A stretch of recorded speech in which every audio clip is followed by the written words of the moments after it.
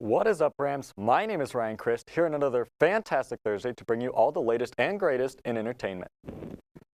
In case you haven't heard, Avatar is getting 4 sequels, and they just announced the cast for their first sequel. And to be more specific, I'm talking blue people, not airbenders.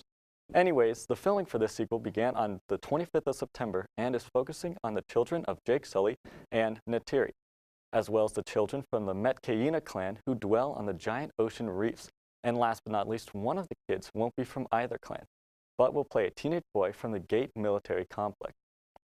Director James Cameron has spent years on all these scripts, which is why the delay of this movie kept getting pushed. But for now, its official release date is December of 2020, and the 3 other movies should release soon after. One of the producers, John Landau, stated that the kids bring the biggest shift of this movie compared to the first one, saying, quote, "We've never had this useful element before, and that brings a different kind of energy to the film. While this movie is a long ways away, I am more than excited to jump right back into the blue world of Pandora." Do you like beer? Of course you do. So here's an inside look on local brewer with beer buds Frank Connolly and Casey Robinson. What is up, ladies and gents, and welcome back to another episode of Beer Me, the show where Frank and I go around to local breweries, try out their beer, and tell you what we like. Today we are at Sept Brewing, which is a new brewery for us, and we're here with Will and Riley, trying out the Friend of Chaos. Cheers, everybody. Cheers. Cheers. Cheers.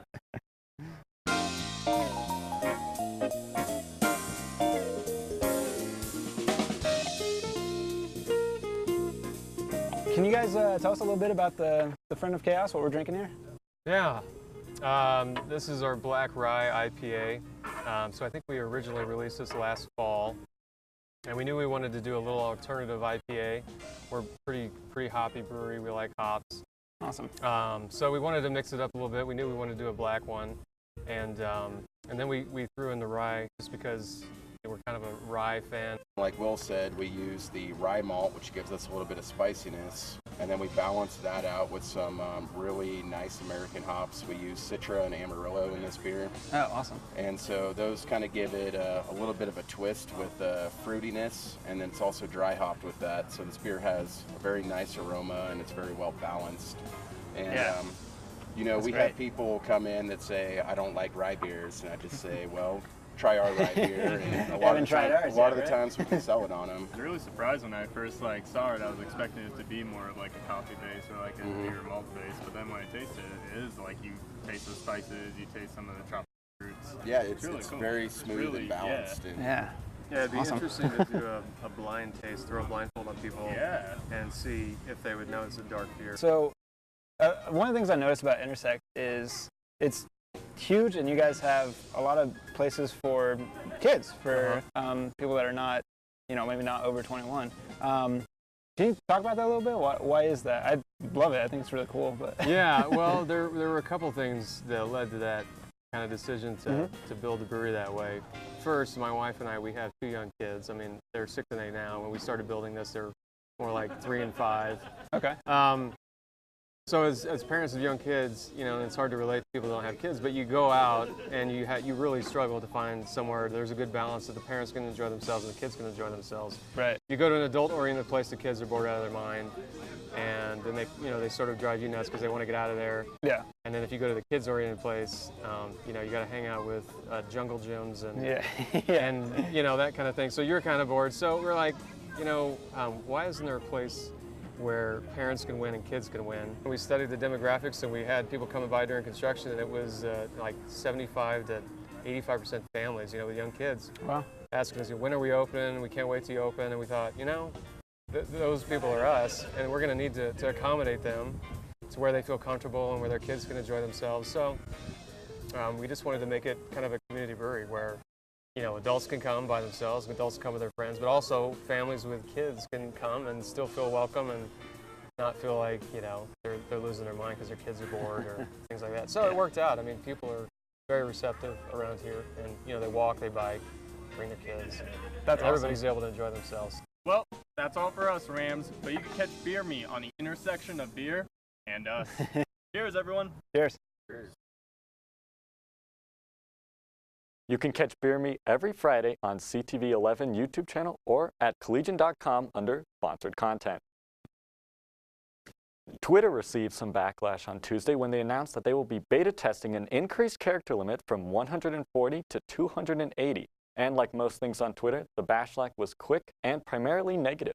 Celebrities like supermodel Chrissy Teigen, who is known for her tweets, said that literally my only talent was being able to think of tweets that were exactly 140 characters long.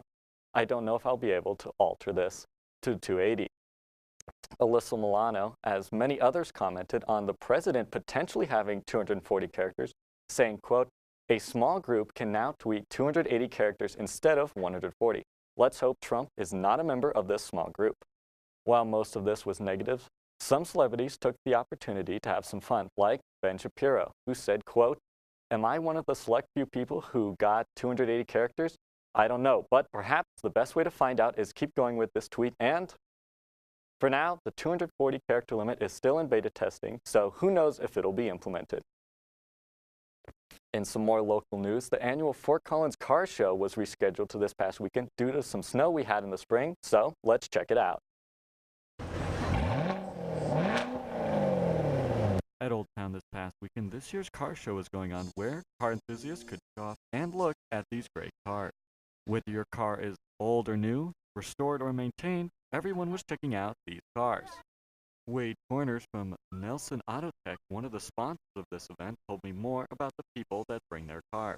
We see a lot of the same cars. There's a lot of people in Fort Collins that are come in every time, which is good because that just shows the community is interested in being here. But a lot of guys roll out brand new cars almost every year, and we see some fresh new ones. It's nice. Jim Myers told me more about how he restored his new car. It's a 1967 Chevelle.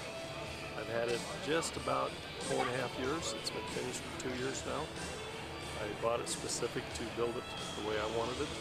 All the mechanical and all the custom trim was done by my brother, Marvin, and myself in a 3-car garage. It took me about 2.5 years to finish it. Anyone who attended this event also got to vote for their favorite car. You're going to see every kind of car out there, from imports, Lamborghinis, BMWs, stuff like that, all the way to old street rods and things. So you're going to see such a wide variety of cars. I'm Ryan Christ, CTV News. Freaking out. This show was great. It makes me want to fix up my dad's old Mustang, but then again, I don't know much about cars, so I guess I'll stick to entertainment.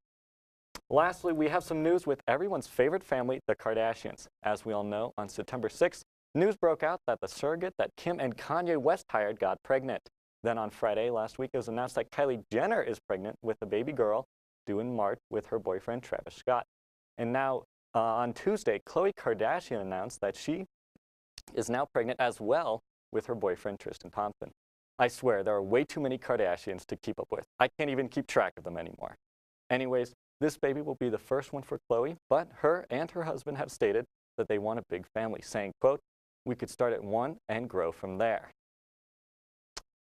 Well, Rams, I'm joined with Emma Ianna Cohn. It's nice to thank you for coming on to the show. Of course. Thanks for having me, Ryan. Of course. So we're going to be talking about this whole Kardashian news because it has been all over lately. It's huge. I mean, 3 children they're expecting in their family? That's insane. It's crazy. So what do you think? A lot of people are saying that it's kind of coincidental that they're having all these children right before the 10-year anniversary of Keeping Up with the Kardashians. Yeah, I mean, I can see where they're coming from because they are a publicity family. They, you know, make their money off of being celebrities.